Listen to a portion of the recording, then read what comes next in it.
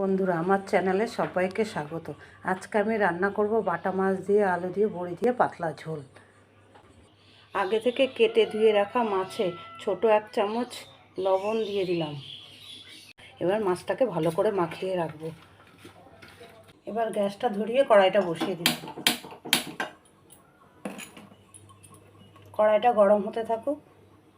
কড়াইটা গরম হয়ে গেছে, এবার তেল দিয়ে দেবো। তেলটা গরম হয়ে গেছে, এবার মাছটা ভেজে নেব।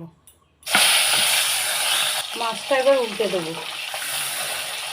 মাছটা ভাজা হয়ে গেছে, এবার নামিয়ে নেব। বড়িটা ভেজে তুলে নেব।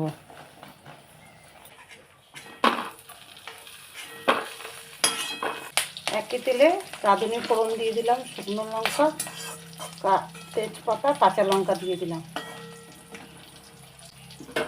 এবার আগে থেকে কেটে রাখা আলুটা দিয়ে দেবো। ছোট 1 চামচ লবণ দিয়ে দিলাম। এবার একটু ঢেকে দেবো একটা থালা দিয়ে। ঢেকে দিলে আলুটা তাড়াতাড়ি সেদ্ধ হবে।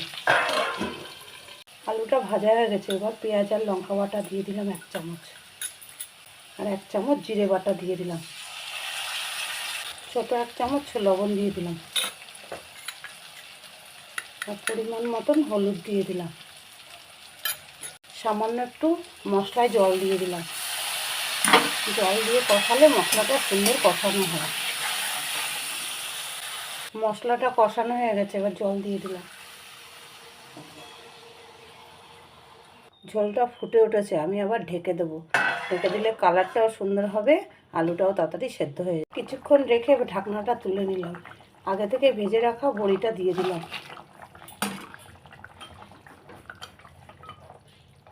এবার মাছটা দিয়ে দিলাম। একটু ধনেপাতা কুচি দিয়ে দিলাম।